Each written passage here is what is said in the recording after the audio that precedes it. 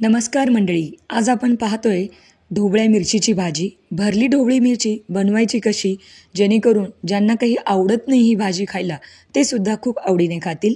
एक अतिशय उत्कृष्ट मसाला तयार करायचा आणि यामध्ये भरून ही भाजी बनवायची. आता तुम्ही करत असाल, पण तुमची जर पद्धत वेगळी असेल तर ही रेसिपी ट्राय करायला काही हरकत नाही. तर चला, आता भाजी बनवण्याकरता आपण सगळ्यात अगोदर 250 ग्रॅम अर्थातच पाव किलो ताजी कवळी ही शिमला मिरची घेतलेली आहे. नेहमी भाजी करता कवळी मिरची वापरावी. अगदी जाड आणि अगदी मोठी मिरची असेल तर ती सॅलड करता वापरा, किंवा इतर तुम्ही भाताचे वेगवेगळे प्रकार करत असाल तर त्यामध्ये वापरा, पण त्याची भाजी नका बनवू. तरी भाजी बनवण्याकरता नेहमी अगदी बारीक साईजची ढोबळी मिरची आणि कवळी वापरावी, म्हणजे भाजी गुळमट लागते आणि मस्तपैकी याचा टेस्टही छान येतो. आता इथे आपण ढोबळी मिरची व्यवस्थित कट करून घ्यायचं आहे. अर्थातच भरली ढोबळी मिरची आहे म्हणून आपल्याला आतमध्ये मसाला भरावा लागतो. यासाठी मिरची या पद्धतीने आपल्याला कट करून घ्यायचं आहे. त्याचं देठ काढा आणि आतमध्ये ज्या काही बिया आहेत त्यासुद्धा काढून घ्या. यामुळं भाजी जी आहे ती तिखट होणार नाही आणि मिरचीमध्ये चांगला मसाला भरता येईल, किंवा जर आतमध्ये बिया असतील तर मसाला तेवढा जास्त आपल्याला भरता येणार नाही. पाव किलो मिरची आपण व्यवस्थित कट करून घेतली आहे. आता जो काही मसाला तयार करतोय त्याच्यासाठी आपण वापरलेलं आहे भाजलेलं खोबरं. साधारणतः 2 चमचे खोबरं भाजून आपण मिक्सरमध्ये वाटून घेतलेलं आहे. आता याचबरोबर एक 3 ते 4 आपण 3 ते 4 शेंगदाण्याचं कूट वापरले, किंवा भाजलेल्या शेंगदाण्याची पावडर म्हणता येईल. थोडासा लसूण, हळद पावडर, 1 मोठा चमचा काश्मीर रेड चिली पावडर, 1 चमचा गोडा मसाला किंवा काळा मसाला, महाराष्ट्रीयन काळा मसाला वापरू शकता, 1 चमचा गरम मसाला आणि याचबरोबर 1 मोठा चमचा धने पावडर. यामध्ये आपल्याला 1 छोटा चमचा जिरं पूड वापरलेली आहे आणि चवीनुसार मीठ वापरलेलं आहे. 1 कांदा वापरायचा आहे. कांदा बारीक चिरून घेऊ शकता. त्यातला थोडासा कांदा यात वापरणार आहे, बाकीचा कांदा फोडणीमध्ये वापरणार आहे. बारीक चिरलेली कोथिंबीर ॲड करा आणि त्यानंतर साधारणतः 2 चमचे दही वापरा. दही ताजं असावं म्हणजे मसाल्याला छान चव येते. आता मसाला ओलसर होण्यासाठी आपण दह्याचा वापर केला आहे. ज्यांना दही वापरायचं नाही त्याने सरळ सरळ पाणी वापरलं तरी चालेल, पण दह्याची टेस्ट या भाजीमध्ये खूप छान येते आणि मसाल्याला एक वेगळीच चव येते, म्हणून आपण दही वापरतोय. दही वापरल्यामुळं 1-2 फायदे होतात. एक तर भाजीची टेस्ट वाढते आणि मसाला चांगला ओलसर होतो. आता मसाला ओलसर असल्यामुळं या भाजीतनं बाहेर येत नाही, आणि अगदी कोरडा मसाला असेल आणि तुम्ही फोडणी टाकता त्यावेळेस तो पूर्ण मसाला बाहेर येऊ शकतो, म्हणून मसाला ओलसर करून घेणं गरजेचं आहे. आता ढोबळी मिरचीमध्ये आपल्याला मावेल इतका मसाला भरून घ्यायचा आहे.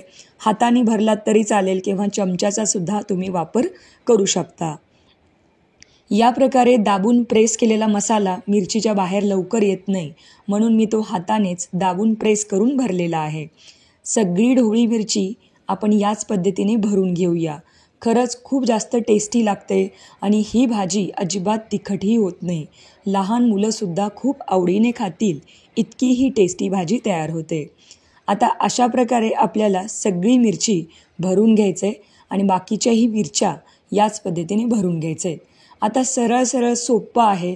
अगदी बरेच जण भाजी बनवतं, कोणी कट करून आलूसोबत बनवतं, किंवा इतर भाज्यासोबत मिक्स करून तुम्ही शिमला मिरची बनवत असाल तर नक्की या पद्धतीने ट्राय करा. मिरची भरून थोडासा मसाला शिल्लक होता तो वेस्ट न करता भाजीच्या ग्रेव्हीसाठी वापरायचा आहे. आता फोडणी करता तेल गरम करून घेतलं आहे. हिंग आणि 1 चमचा जिरं, 1 चमचा मोहरी ॲड केलेली आहे. याचबरोबर थोडासा कढीपत्ताही ॲड करूया. कढीपत्ता छान तडतडला की आपण 5 ते 6 लसूण पाकळ्या मोठ्या मोठ्या ठेचून घेतलेत. खलबत्त्यामध्ये तुम्ही ठेचून घेऊ शकता. आणि जो काही कांदा आपण थोडासा मसाल्यामध्ये वापरून जो काही शिल्लक ठेवला होता तो यामध्ये मी ॲड केलेला आहे. कांदा छान तळून घ्या. थोडासा लालसर झाला पाहिजे कांदा, आणि मग या स्टेजला आपण 1 टोमॅटो ॲड करूया. आता दही वापरलं आहे त्यामुळं टोमॅटो बेतानं वापरावं. जर टोमॅटो 2 वापरले तर दही नाही वापरले तरी चालेल. दही, टोमॅटो असं जर जास्त प्रमाणात वापरलात तर मग भाजी खूप जास्त आंबट होऊ शकते.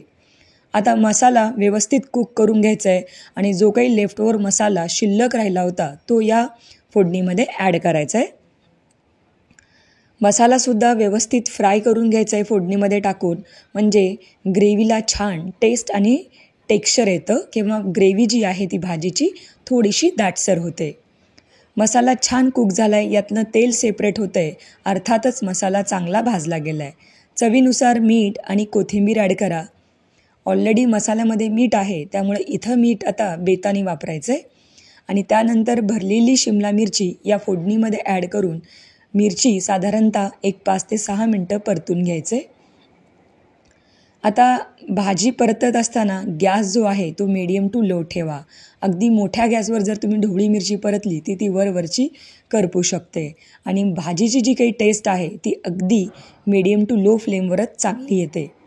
झाकण ठेवून 5 ते 6 मिनटं वाफ काढून घ्यायची आणि मस्तपैकी मिरची थोडीशी मऊसर झाली की मग यामध्ये आपल्याला गरम पाणी ॲड करायचं आहे.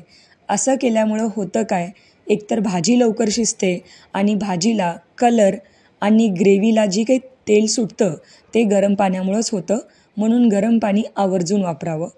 एकतर तुमची भाजी पण पटकन होते आणि भाजीला रंग आणि तेल खूप छान सुटलं जातं. अशा प्रकारे आता पाणी किती ॲड करावं तेही सांगते. जर तुम्हाला ही भाजी दाटसर हवी असेल तर त्या पद्धतीने पाण्याची क्वांटिटी तुम्ही ठरवू शकता. जर थोडीशी ग्रेव्ही पातळ हवी असेल तर अजून थोडं पाणी ॲड करा. साधारणतः 1 ते 1.5 ग्लास पाणी मी ॲड केलेलं आहे आणि भाजीमध्ये बारीक चिरलेली कोथिंबीर ॲड करून भाजी शिजवून घेतली आहे. 10 ते 15 मिनटं लागलेले आहेत भाजी पूर्णपणे बनायला. बघा भाजीला किती छान कलर आणि तर्री सुटलेली आहे. भाजी तयार आहे. गरमागरम भाजी चपातीबरोबर खाऊन बघा. भाजीची रेसिपी खूप सोपी आहे आणि ही भाजी ट्राय केल्यानंतर कमेंटमध्ये मला नक्की सांगा. रेसिपी जर तुम्हाला आवडत असतील तर जास्तीत जास्त लाईक करा, शेअर करा आणि तुम्ही जर आपल्या चॅनलवर नवीन असाल तर चॅनलला आपल्या सबस्क्राईब करायला बिलकुल विसरू नका. पुन्हा भेटूया आपण अशाच एका नवीन रेसिपीसोबत. तोपर्यंत टेक केअर. Bye bye.